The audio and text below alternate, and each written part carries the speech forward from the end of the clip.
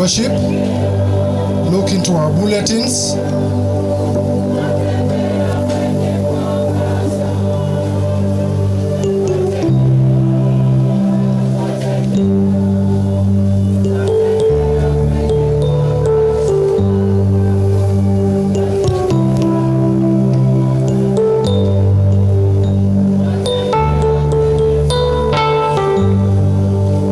Asante kwaya. Tunapoanza ibada yetu ya leo, ibada ya shukrani, karibuni nyote. Ibada ambayo tunaunganisha na afisa wa polisi. Kuanza ibada tutaimba wimbo I am pressing on. Tutaongozwa na praise.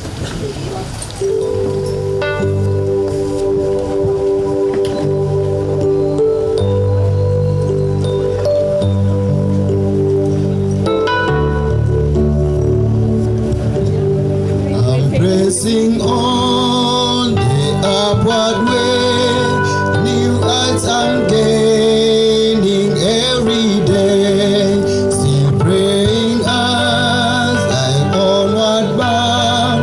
Lord, plant my feet on higher ground.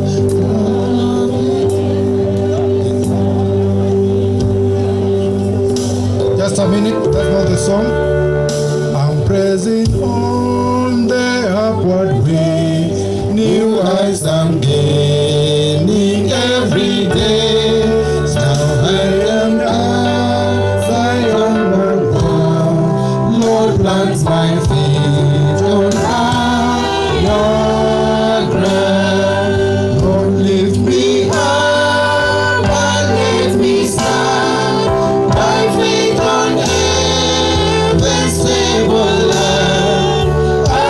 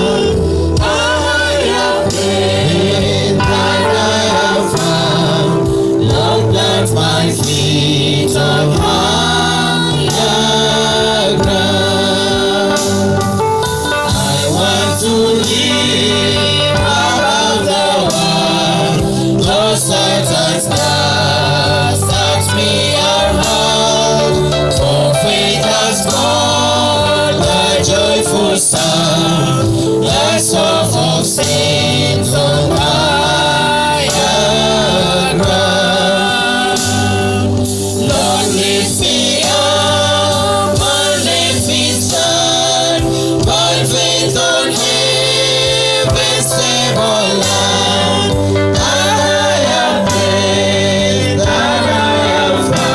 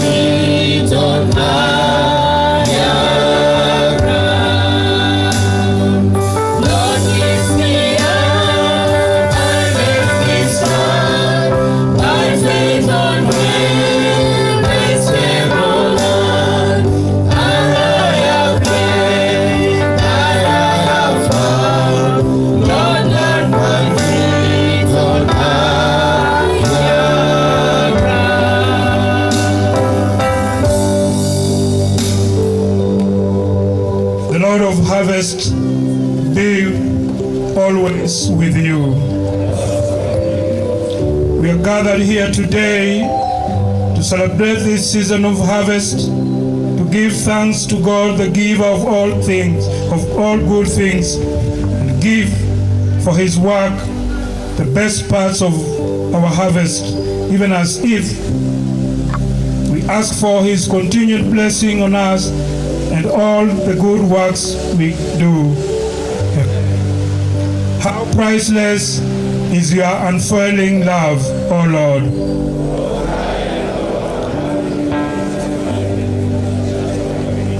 They feed in the abundance of your house. For with you is the fountain of life. Let us all sit as we listen to sheria kwa ufupi.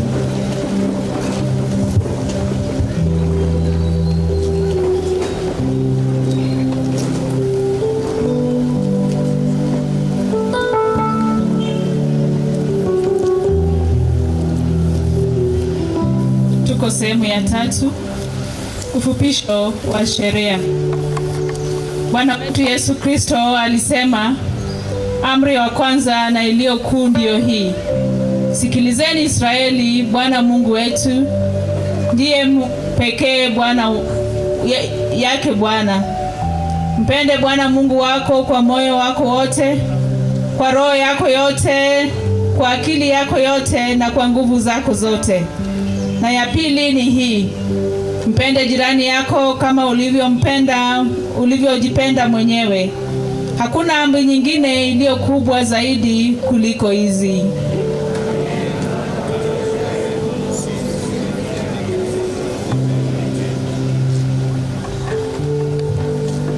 Prayer for the day. Sote tusimame.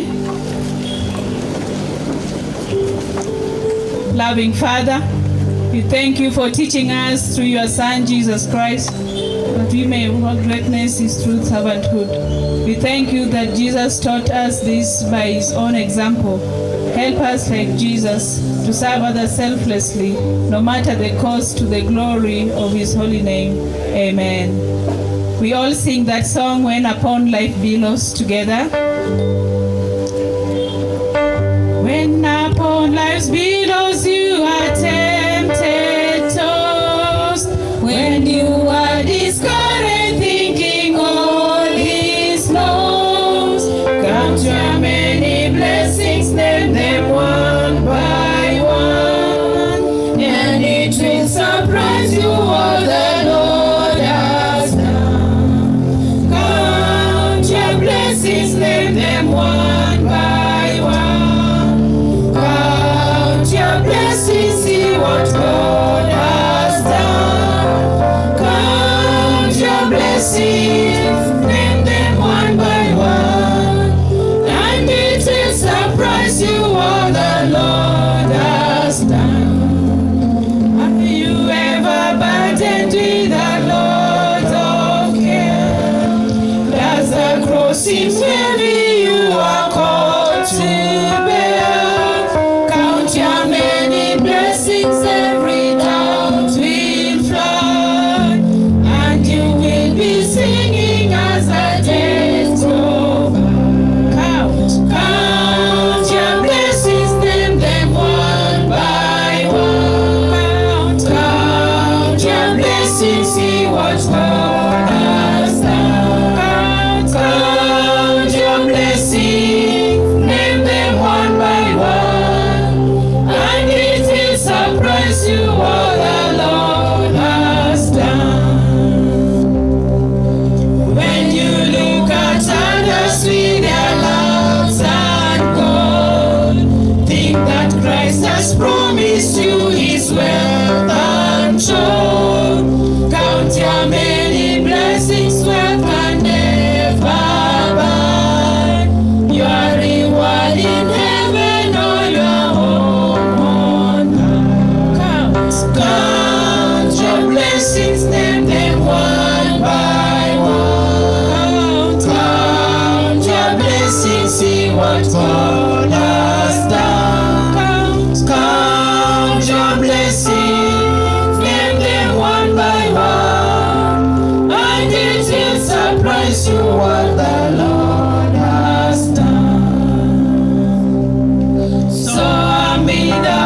conflict, whether great or small. Do not be discouraged, God is over all. Count your many blessings, angels will attend. Help and comfort to your journey. Count your blessings, name them one by one. Count your blessings, see what God has done. Count your blessings, name them one by one. And it will surprise you what the Lord has done.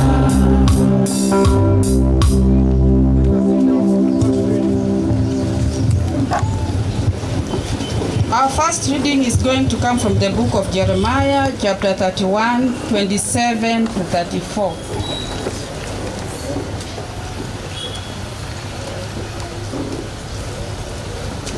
The days are coming, declares the Lord, when I will plant the kingdoms of Israel and Judah with the offspring of people and of animals, just as I watched over them to uproot and tear down.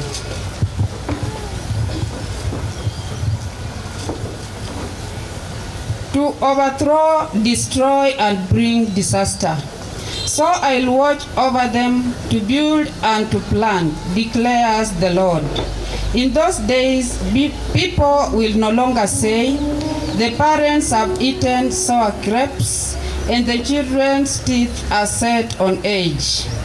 Instead, everyone will die for their own sin. Whoever eats sour grapes, their own teeth will be set on edge.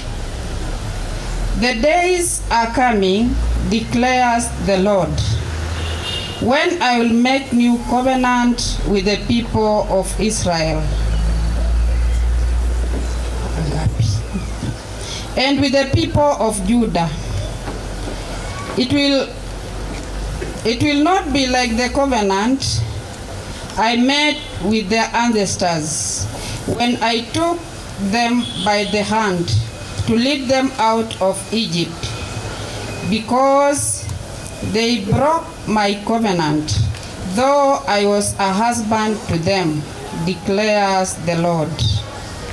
This is the covenant that I will make with the people of Israel. After that time, declares the Lord, I will put my law in their minds and write on their hearts. I'll be their God, and they will be my people.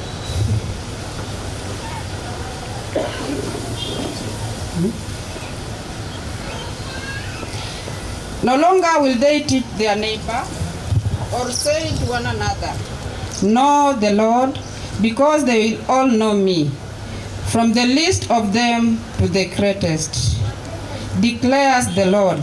For I will forgive their wickedness and will remember their sins no more. The word of the Lord.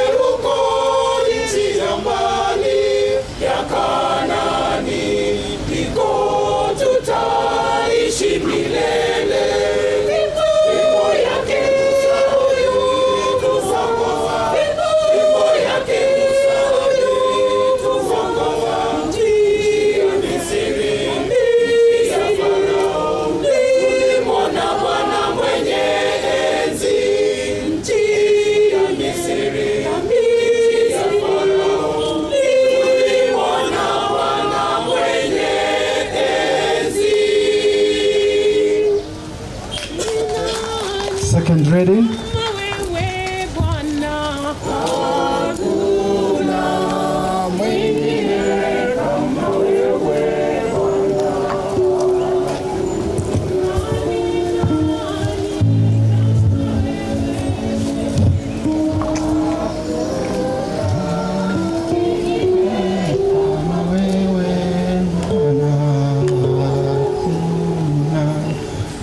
Praise God. Bwana asifiwe. Our second reading is taken from the 2 Timothy chapter 3 verse 14 up to chapter 4 verse 5. And by the grace of God, I'm going to read. But as for you, continue in what you have learned and have become convinced of, because you know those from whom you learned it, and how from infancy you have known the Holy Scriptures, which are able to make you wise for salvation through faith in Christ. In Christ Jesus. All Scripture is God-breathed and is useful for teaching, rebuking, correcting, and training in righteousness, so that the man of God may be thoroughly equipped for every good work. Chapter 4. In the presence of God and of Christ Jesus, who will judge the living and the dead, and in view of his appearing and his kingdom, I give you this charge. Preach the word, be prepared in season and out of season. Correct, rebuke, and encourage with great patience and careful instruction. For the time will come when men will not put up with sound doctrine. Instead, to suit their own desires, they will gather around them a great number of teachers to say what their itching ears want to hear. They will turn their ears away from the truth and turn aside to myths. But you keep your head in all situations, endure hardship, do the work of an evangelist, discharge all the duties of your ministry. And this is the word of God.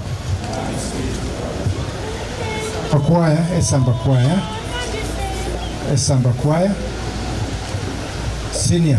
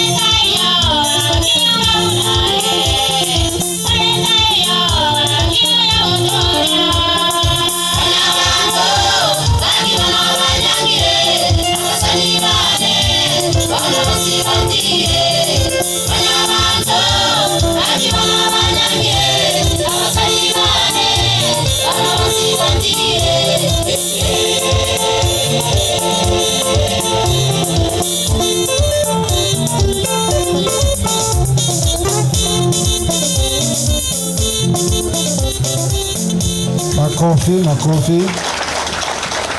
Esamba Junior Choir.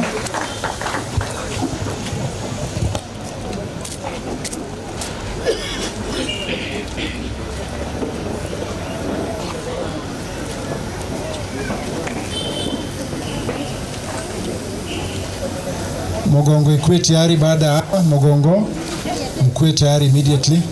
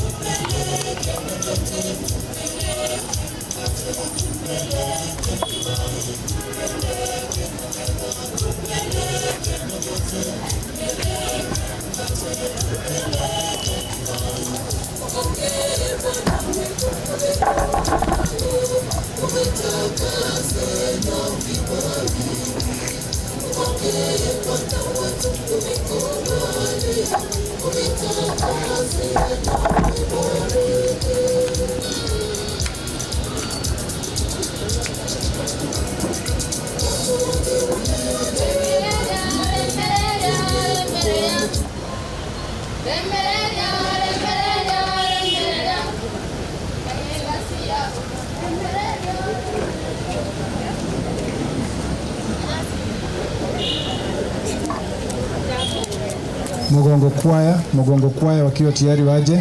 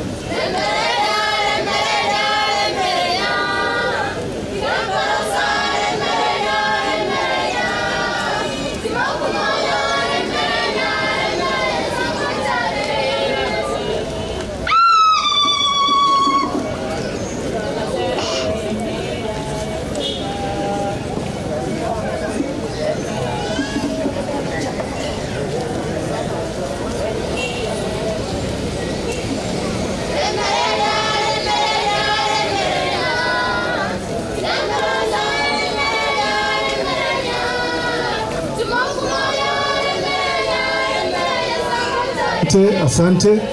Tukae tujiandae, nini kikiwa tayari tutaleta kwaya ya junior tena.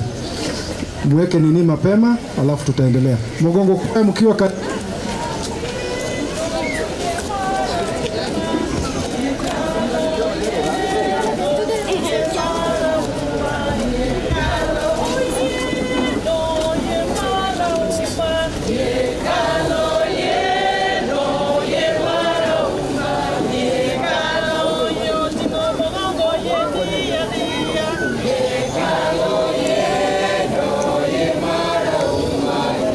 Kalo ye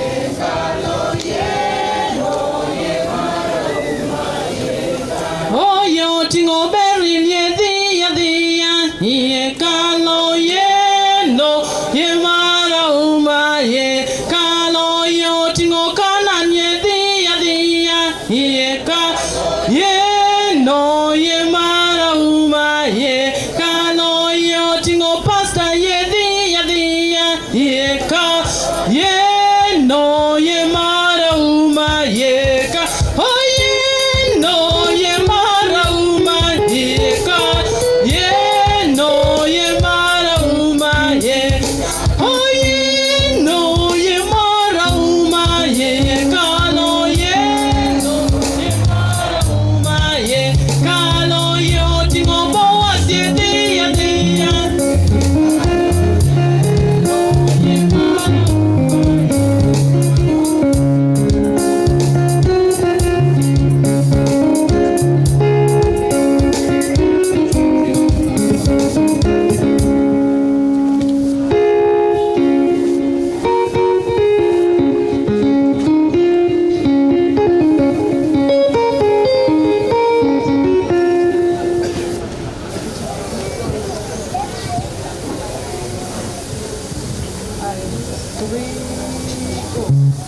Tufani inapovuma sana moyoni mwangu, uonapo kujificha mkononi mwake, unificha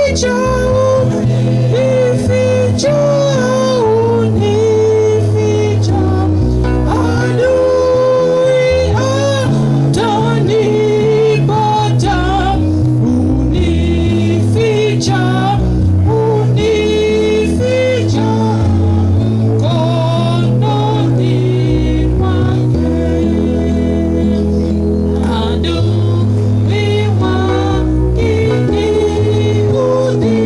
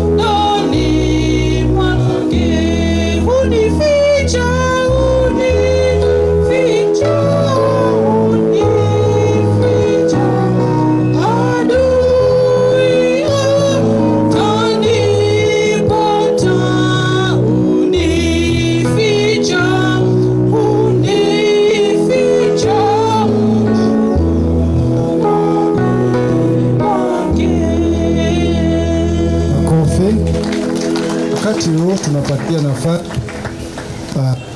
service waje wafanye presentation yao. Karibuni afisas.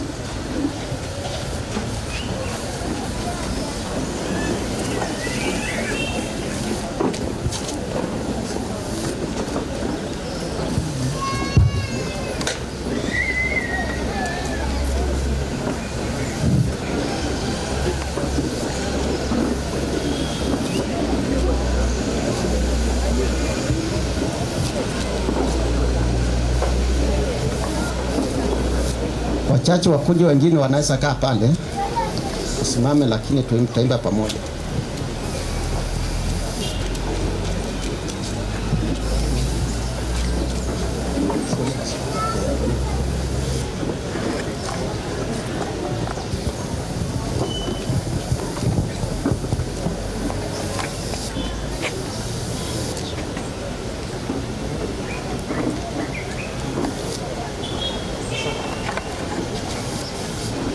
Bwana asifiwe.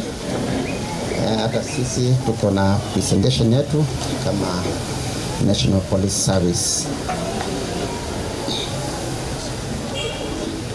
Tumetoa wimbo wetu kutoka kwa tenzi za rohoni namba 10. Tutasaidiana sisi wote, tutaimba.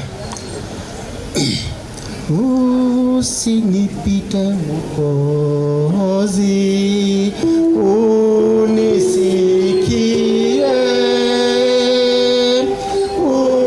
unapozuru wengine, usinipite Yesu, Yesu, unisikie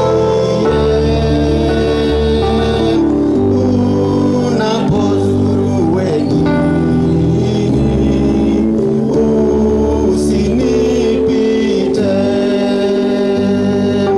Kiti chako cha rehema nakitazama, magoti napiga pale, nisamehewe. Yesu, Yesu,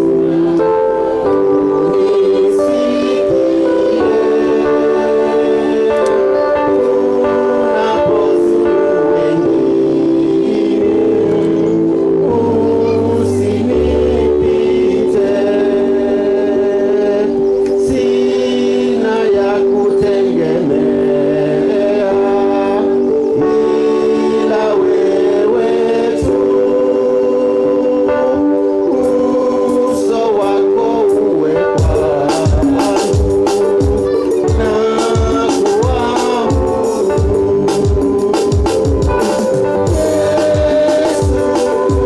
Yesu, unisikie unapozuru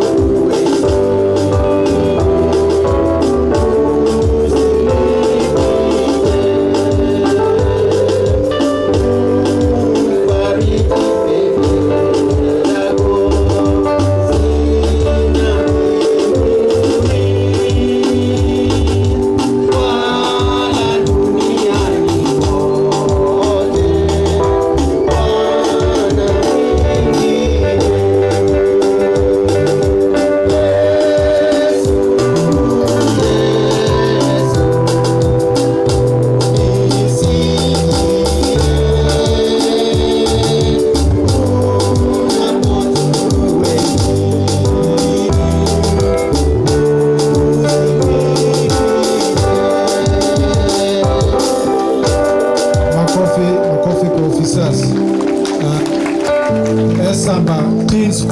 Esamba Teen Square. Oh, ngeri. Esamba walishaenda. Sasa ngeri kuja.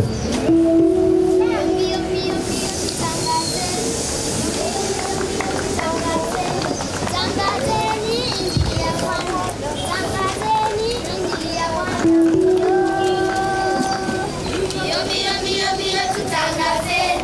Mbio, mbio, mbio, mbio. tutangazeni injili ya Bwana, tutangazeni injili ya Bwana. Mbio mbio mbio mbio mbio tutangazeni, mbio mbio mbio mbio tutangazeni, tutangazeni injili ya Bwana, tutangazeni injili ya Bwana. Mbio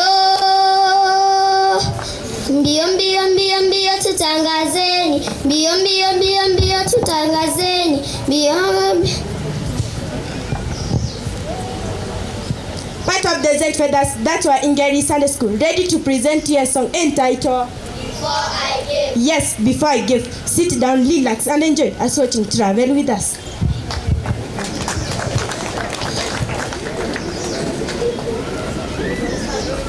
Before I gave my life to Jesus, I was nobody to be considered. A long way without peace until He changed my life. Before I gave my life to Jesus, I was nobody to be considered. A long way without peace until He changed my life. Before I gave my life to Jesus, I was nobody to be considered. A long way without peace until He changed my life. Before I gave my life to Jesus, I was nobody to be considered. A long way without peace until He changed my life. I'm no longer the same. Yeah, I'm no longer the same.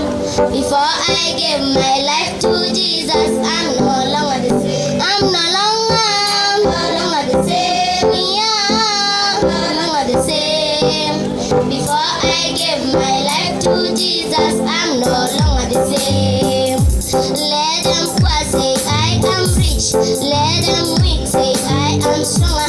Let them say that I am born again. I'm no longer the same.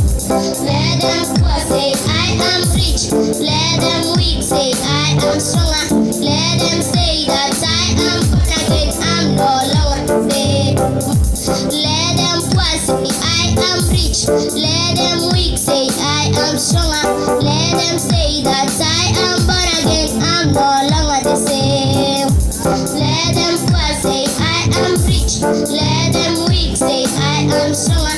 Let them say that I am born again. I'm no longer the same. I'm no longer the same. Yeah, I'm no longer the same. Before I gave my life to Jesus, I'm no longer the same. I'm no longer the same. Yeah, I'm no longer the same. Before I gave my life to Jesus, I'm no longer the same. I'm no longer the same. Yeah, I'm no longer the same. Before I gave my life to Jesus, I'm no longer the same. I'm no longer the same. Yeah, I'm no longer the same. Before I gave my life to Jesus, I'm no longer the same. Watoto Ayubateseka kwa majaribu, hakika miaka mingi. Ayuba aliteseka kwa majaribu, hakika miaka mingi. Ayuba aliteseka kwa majaribu, hakika miaka mingi. Ayuba aliteseka kwa majaribu,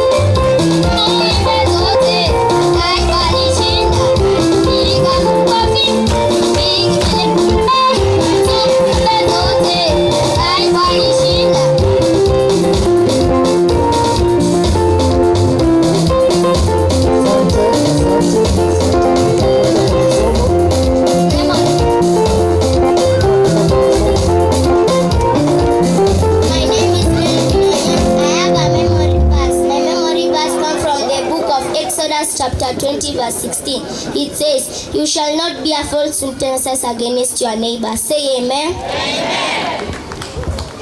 My name is Vuna. I have a memory verse. My memory verse comes from the book of John chapter 6 verse 48. It says, "I am the bread of life." Say amen. My name is Joyce Michelle. I have a memory verse. My memory verse comes from the book of John chapter 3 verse 36.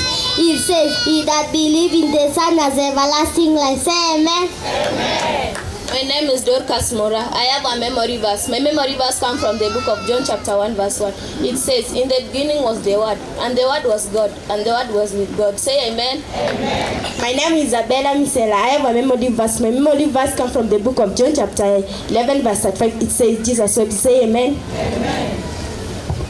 My name is Dominic Iborara. I have a memory verse. My memory verse comes from the book of Matthew 19:19. It says, "Honor your father and your mother, love your neighbor, you love yourself." Say amen. Amen. My name is Ian Manan. I have a memory verse. My memory verse comes from the book of Joshua chapter 24:15. It says, "As for me and my house will serve the Lord." Say amen. Amen. Thank you. Asanteni. Tunataka kusikiza Injili. The Lord is my shepherd.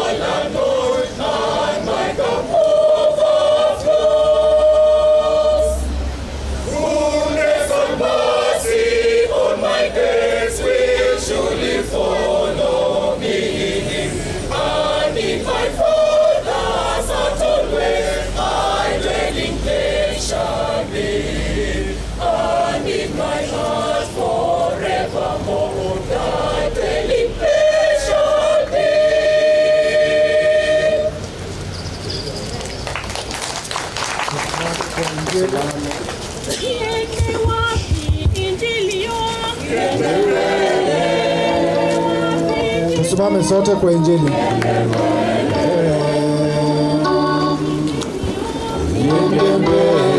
Yende mbele Injili ya Yesu, ndiyo maana na tunasema, ndiyo maana tunasema, ndiyo maana tunasema, ndiyo maana yende mbele Injili yo, yende mbele Injili Yesu, yende mbele Injili yo,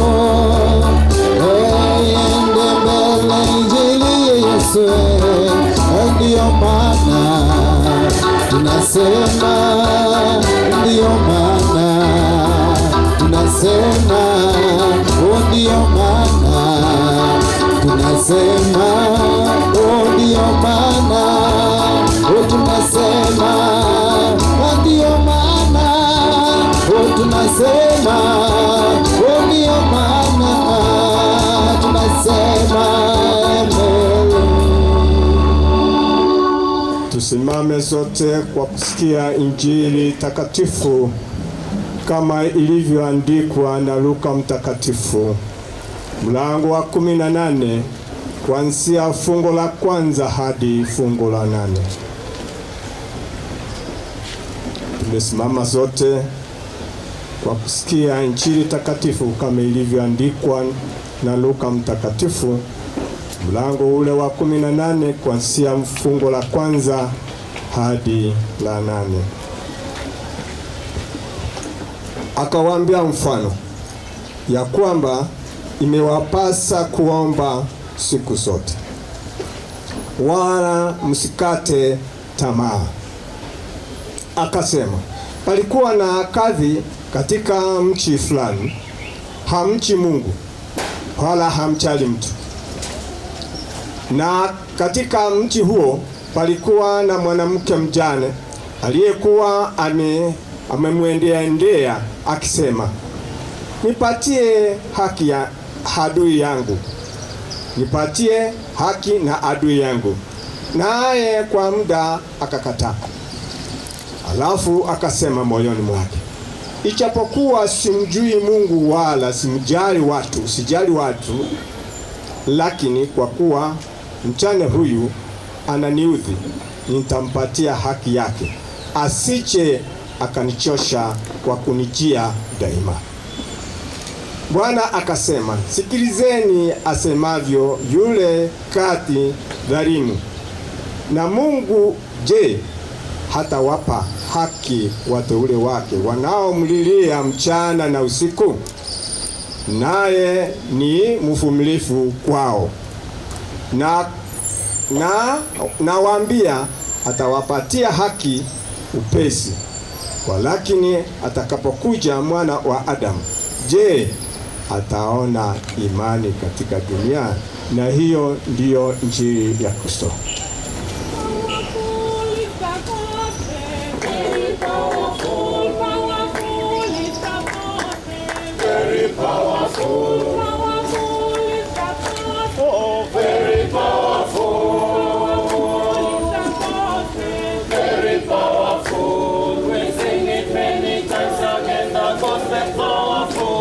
Many times again, the gospel powerful. We sing it many times again, the gospel powerful. We sing it many times again, the gospel powerful. We continue to stand for the litany. Tuendelee kusimama kwa litania. Brethren, as we gather here today to recall the assemblies of the Israelites, which they did before war, during famine, after plagues, after victory, and after harvest. Since we are gathered here today, we too have this litany. A litany is a form of prayer and responses that involves priests and the people. We therefore join in this harvest litany. Glory and honor be to the Lord Most High. He made man and woman in his own image. Like Adam and Eve, we too are managers. He who gathers crops in the summer is wise. Where there are no oxen, the manager is empty. A sluggard does not plow in season.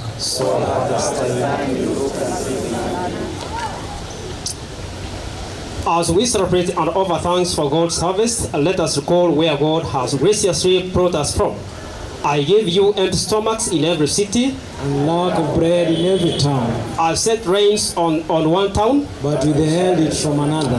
One field had rain, another one it dried up. People staggered from town to town for water, but did not get enough to drink. And so we cried to the Lord our God, restore our fortunes, O Lord, like streams and the those who sow in tears will reap in songs of joy. He who goes out weeping, carrying seeds to sow, will return in songs of joy, carrying seeds with him. The Lord will indeed give what is good, and our land will eat his service. What do you have that you did not receive? And if it receives, should I boast for it?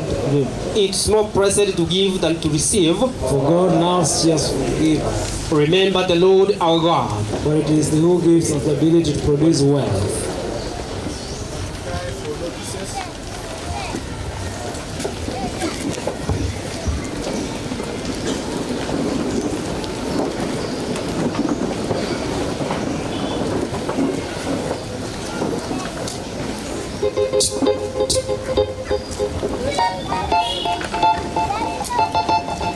Hallelujah. Praise the Lord.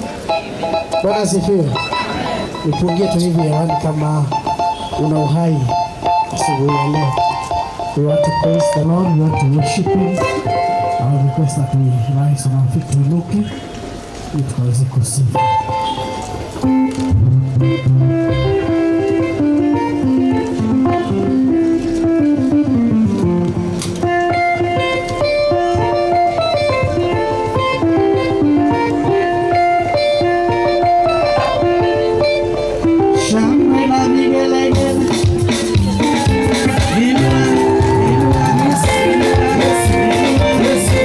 Yes.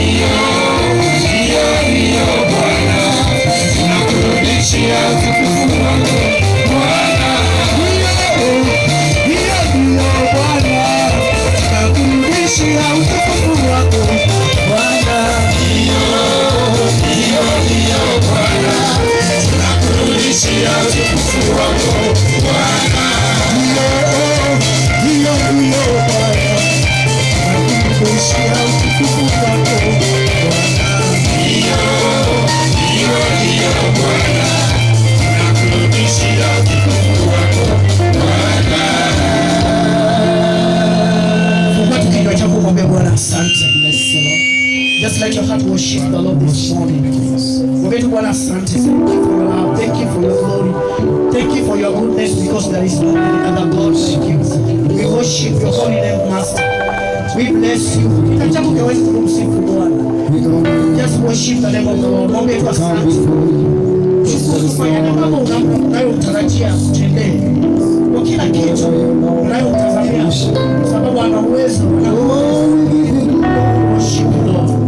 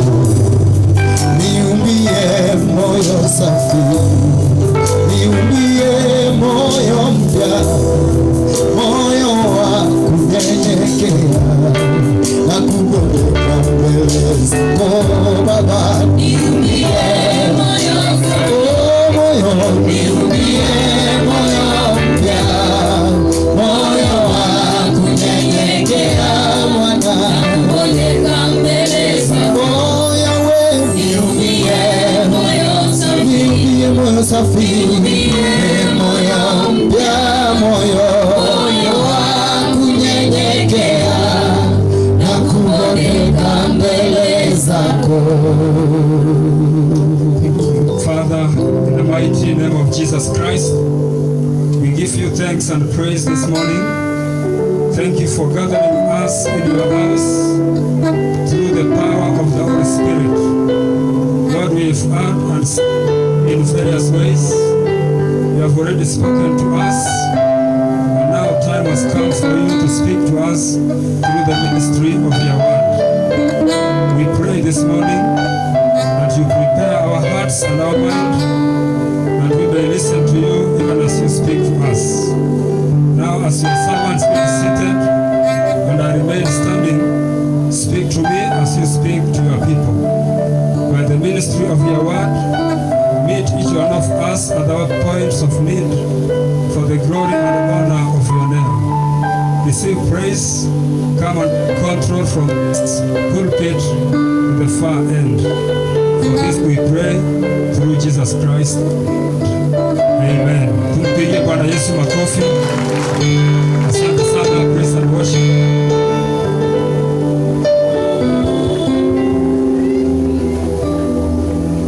Wageni wetu waalikwa katika ibada hii ya shukrani, our visitors from Nairobi, the uniformed officers wakiongozwa na county commander, Wakristo kutoka makanisa zetu, wachungaji, walimu wa kanisa na wote ambao wamefika siku ya leo, na wasalimu kwa jina la Yesu. Bwana asifiwe.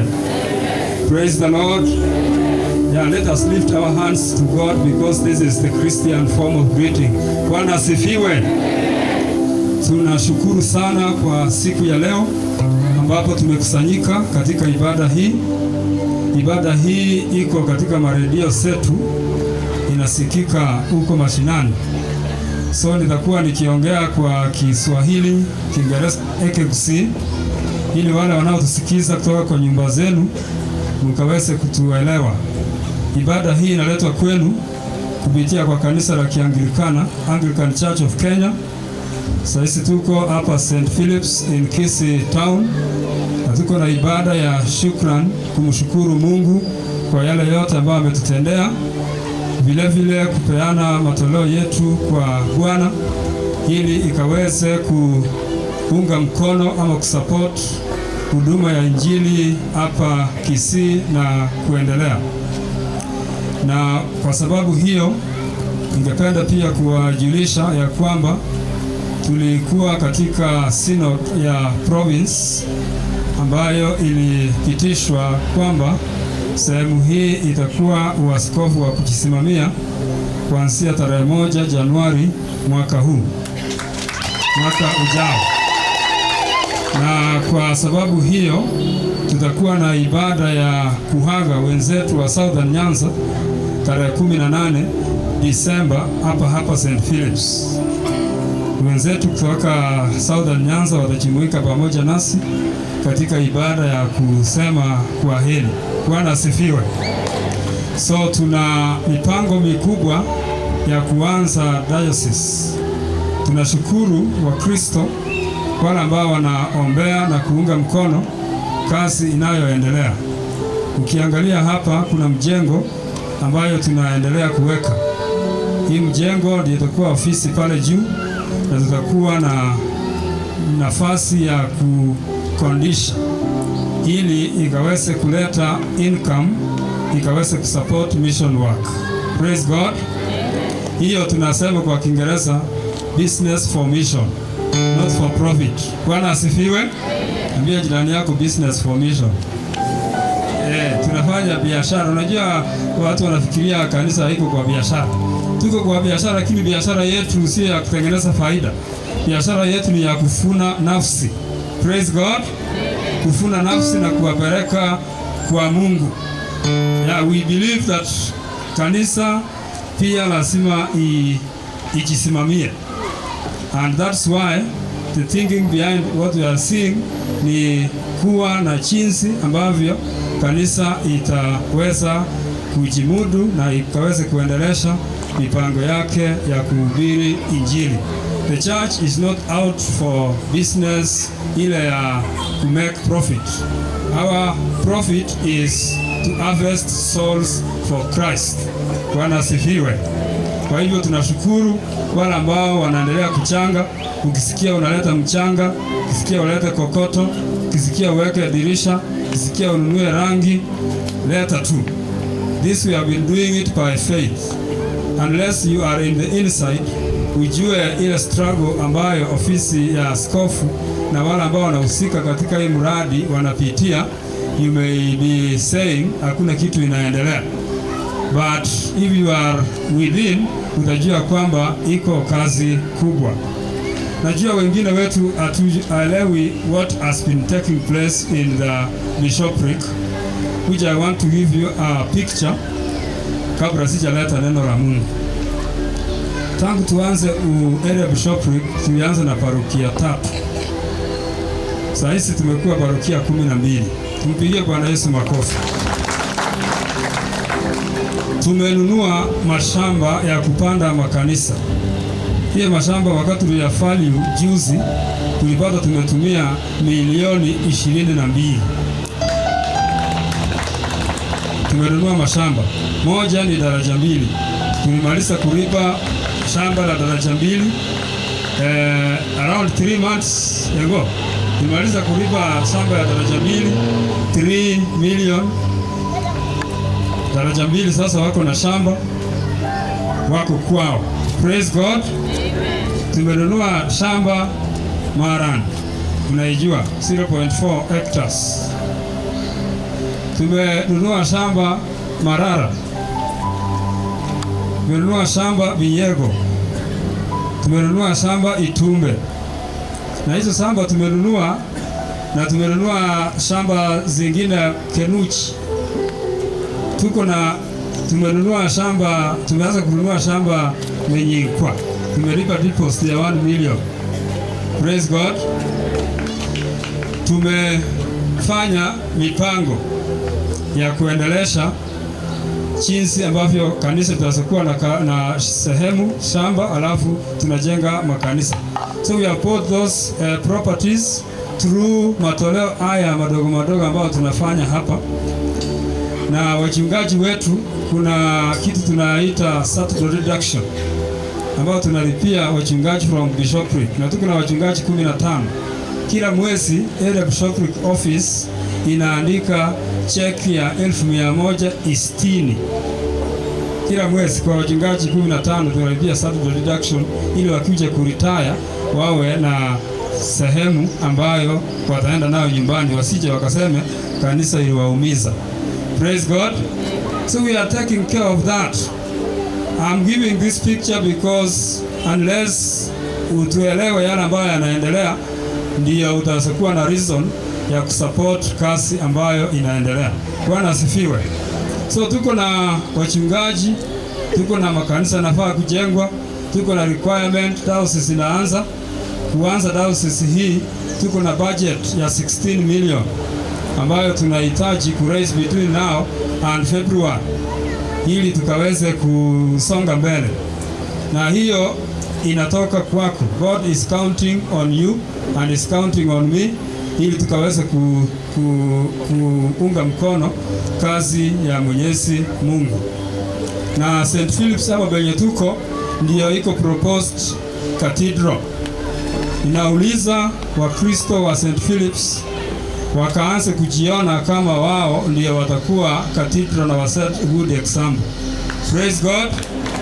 Wawe kielelezo kwa njia nyingi.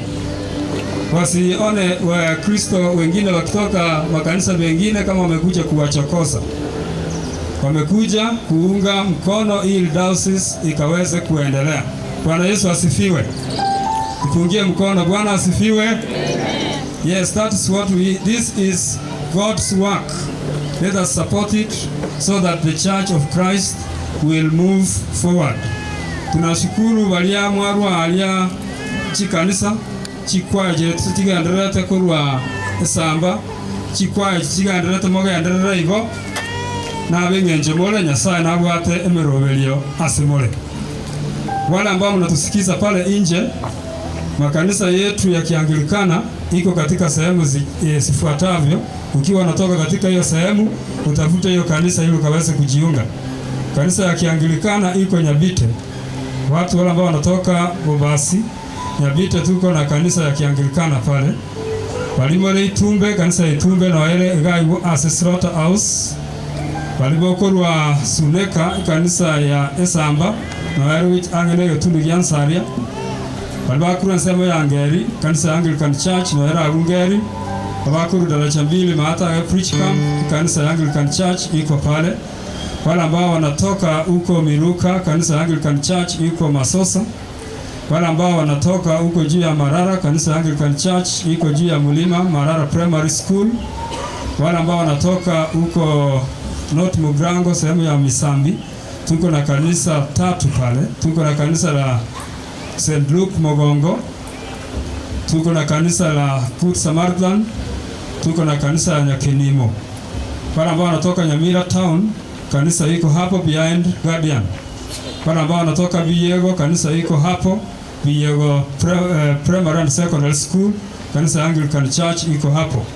Wale ambao wanatoka Keroka, kanisa iko karibu na Cooperative Society in Keroka.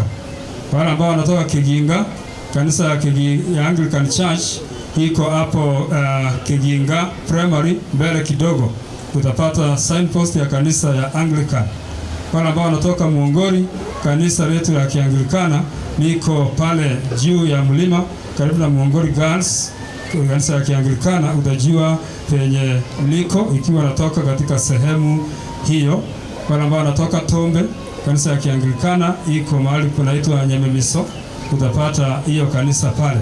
Wale ambao wanatoka South Mugrango, kanisa ya Kianglikana iko Kenuchi. Kanisa ya Kianglikana iko mahali kunaitwa Kebabe. Na hapa Gesonso, mahali kunaitwa what's the name? Gesonso, Machengo, yes. Karibu na Machengo, kanisa ya Kianglikana liko pale. Kwa hivyo na wale wanatoka sehemu za Kitutu, tuko na kanisa la Kianglikana Nyanguru, tuko na kanisa la Kianglikana ya Masagara, tuko na kanisa la Kianglikana Raganga, na tuko na shamba hivi karibuni tunaweka kanisa ya Kianglikana hapo Marani na tunawakaribisha. Na Mungu awabariki. The uniformed officers ambao wanatoka katika sub counties, kanisa yetu ya Kianglikana siko hapo penye nimetaja, na Mungu awabariki. Basi sasa nataka niseme neno la Mungu kutoka kwa masomo ambayo tumesoma siku ya leo. Ukiwa ulisoma somo la kwanza kitabu ya Yeremia, tunajua Yeremia aliitwa akiwa kijana mdogo, akaitwa na Mwenyezi Mungu, akaambiwa his mission and his purpose of calling. Jeremiah chapter 1 verse 9 and 10 inasema, mimi nakuita wewe Yeremia na ninakufanya uwe nabii, sio kwa taifa, sio kwa kijiji, but I'm sending you to nations. Praise God. Nimekutuma uwe nabii wa mataifa, kwa taifa. You know, imagine, sio alitumwa kwa village, sio alitumwa kwa kijiji, sio alitumwa kwa ndugu zake, lakini to the nations. Na tunaposema nations, wakati Yeremia akiitwa akiwa kijana, mtoto mdogo, wakati huo heshima ya wazee ndiyo ilikuwa ya maana. Elders were being listened. Sio kijana mtoto mdogo kama Yeremia. Wazee ndio walikuwa wa maana nyakati ya Yeremia. Sasa Yeremia anapoitwa anaambiwa na kufanya uwe nabii kwa mataifa. Yeremia alijiangalia akakataa, akasema sio mimi. Praise God. Sio mimi. Yeremia alikuwa na reasons why he refused the calling. Alikuwa na sababu karibu 4 ambao unasoma Yeremia chapter 1, alipeana excuses zifuatazo. Number 1, alisema mimi ni mdogo sana. Bwana asifiwe. Mimi ni mdogo sana katika hii kisasi ambao heshima ya wazee ndio iko maana, sio mimi. Hiyo ndio number 1. Number 2, nyakati Yeremia anaitwa manabii walikuwa wanateswa. Hawa ambao walikuwa wanaitwa prophets walikuwa persecuted. Prophets hawakuwa na job description, hawakuwa na mkakati vile kazi yao inafanyika, kwa sababu Mungu angewaita saa yoyote awaambie turn left, turn right. Yeremia akiangalia mwito kama huo ambao hauna mpangilio akasema hapana. Namba 3, Yeremia akasema ajui kuongea, yeye ana uwezo wa kuongea kwa sababu yeye ni mtoto mdogo. Lakini Mungu alimwambia tangu uanze kuumbwa katika tumbo ya mama yako nilikuwa na kujua. Ambia jirani yako umejulikana. Usifikirie uko hapa by accident. God knows you. I thank God that I'm speaking about a God who knows each one of us. Anakujua.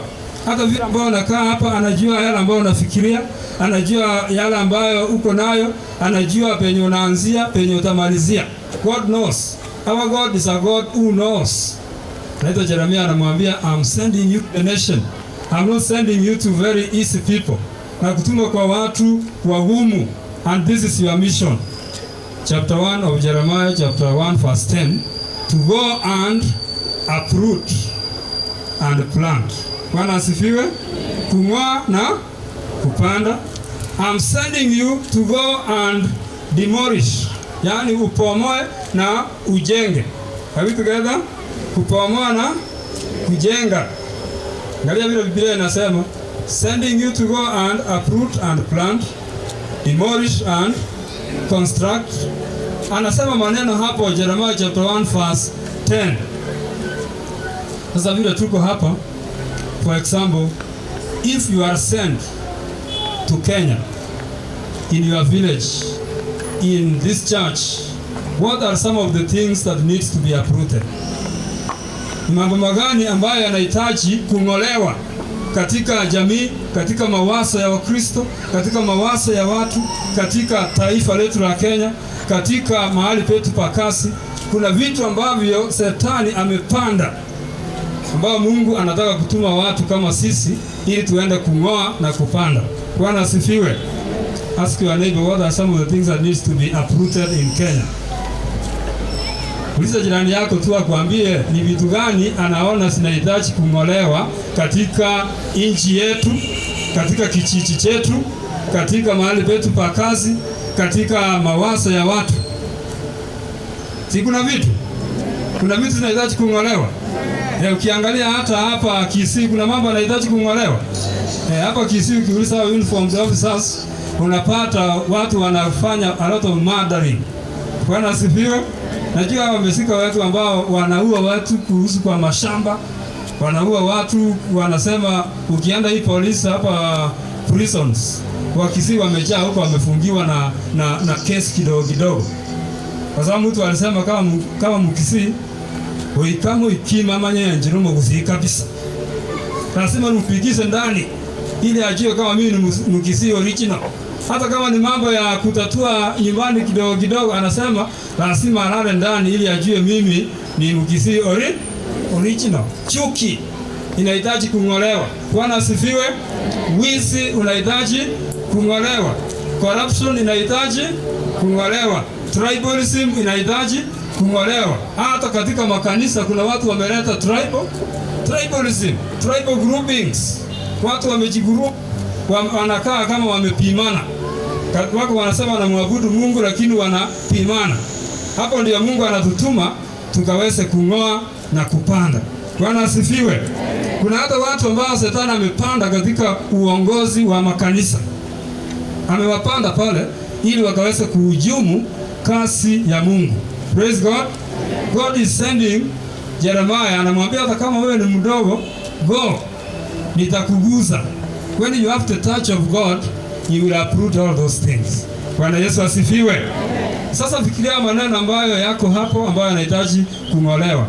Sasa Jeremia 31 benye tumesoma leo, Mungu anaambia Israel wazima, anasema sio Jeremia peke yake alikuwa anafaa kwenda kung'oa na kupanda. It's actually the whole house of Israel. Actually it says in Exodus chapter 19 verse 6 why he saved the children of Israel from Egypt.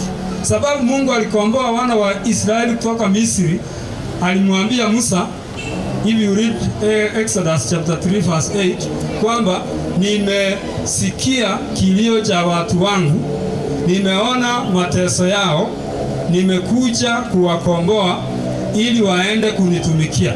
Praise God. Nasikia maneno?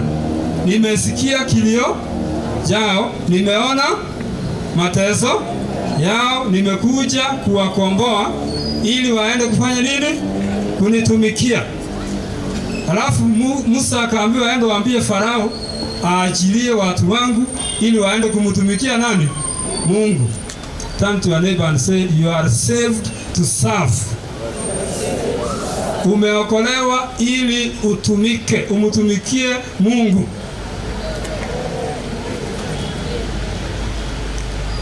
Sasa jirani yako namtumikia Mungu. People have been saved. Baada wanakaa makanisa wanasema, unajua pastor, bishop, mimi kanisani hakuna kitu nitafanya. Mimi waje nikae tu kanisa, sitaki maneno mengi, nataka amani. Waje nikae kanisani, sikie neno, niende nyumbani. Kazi yangu nimeitwa ya kukaa na kusikia. Wanafikiria Mungu amepeana gift ya kukaa. Is there a gift of sitting in the church idol? In the gifts of the Holy Spirit, is there a gift of sitting? Bwana asifiwe. Saved to serve. Umeokolewa ili ukamtumikie Mungu. Na hata kuna watu wanasema kuhusu sheria 10. Mungu hakupea wana wa Israeli sheria wakiwa utumwani. Are we together? God did not give 10 commandments to the people who are captives. He saved them and then he gave them 10 commandments on how they should behave as saved people. Bwana asifiwe. Sasa Jeremia akasema, sitaweza kuhubiri, huyu ni mdogo. Kama wengine wetu wanasema, pastor amefanya hiyo, wacha fulani afanye hivyo, wacha fulani afanye hiyo, mimi wacha nikae niende nyumbani. Don't you know that your lifting is in your gift? Ndio jirani yako, kuinuliwa kwako huko katika kipawa chako. If you want God to lift you, use the gift that he has given you. Nobody is empty-handed. In the church, nobody is empty-handed. I thank God that I worship a God of the empty-handed, who notes people who are empty and he equips them. Sasa watu wengine hawezi fagia kanisa, hawezi patikana kwa kwaya, hapatikani kwa cell group, hapatikani mahali popote. Jeremiah anaambiwa, I'm sending you to uproot. Stagnation in the church and in Christian faith is forbidden. In Christian there is no stagnation. Hausikai mahali pamoja. Our God is a God of movement. He's a God who moves. He's a God who takes steps. He's a God of increase. Bwana Yesu asifiwe. Wacha kukwama mahali pamoja wakati wote. Vile ulikuwa unaomba jana, wewe kazi yako kusema pastor tuombee tu, wewe mwenyewe hata huwezi omba. Jeremiah anakumbushwa, anaambiwa msisahau kazi ya kung'oa. You know, when I think about the cultural issues ambao ziko hapa Kisii, mimi naongea kama Mkisii kwa sababu najua singine. Why is it abantu wetu wagusimo tegereta alisikoto kwa tana wa Kristo tole, lakini okwarukia wana waiseke kwa 96%. Unanielewa? Hapa Kisii tunasema tumeokoka, tuko na makanisa mengi, SDA, Catholic, Anglican, PAG, lakini kwa government statistics kutahiri wasichana iko 96%. Kwa nini neno la Mungu alichang'oa hiyo culture? Praise God. Unanielewa? Na hata wengine wako hapa wanasema Bishop Randy Okole kuweka mangana hiyo bora endelee television na wabia lenga. Wanasema wewe ubiri tu umalize, unafikiria kitu kitazaisha. We need to uproot that.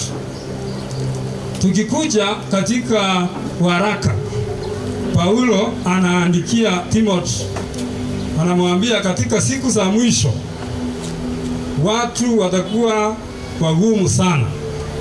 hawatasikia neno la Mungu. Watakuwa ni watu wa kujipenda, watakuwa ni watu wenye vitina, watakuwa ni watu wenye furugu, watakuwa ni watu ambao wamependa pesa, itakuwa ni watu ambao hawataki neno la Mungu, watakuwa ni watu ambao wanajikusanyia wale ambao wanawahubiria yale ambao wanasikia ni matamu masikioni mwao.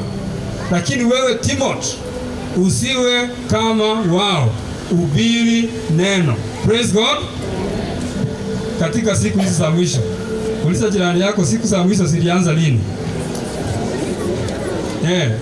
Wakati Paulo anasema siku za mwisho, when did the last days begin? Wakati nasoma Biblia, the last days can be understood in three broad sense. Siku za mwisho, wakati Yesu Kristo alisaliwa akakuja hapa duniani, akaanza kuhubiri habari ya ufalme wa Mungu, ilikuwa ni siku za mwisho. Siku za mwisho pia zilianza wakati wa Pentecost, wakati watu walimwagiwa Roho Mtakatifu. Biblia inasema katika siku za mwisho nitawamwagia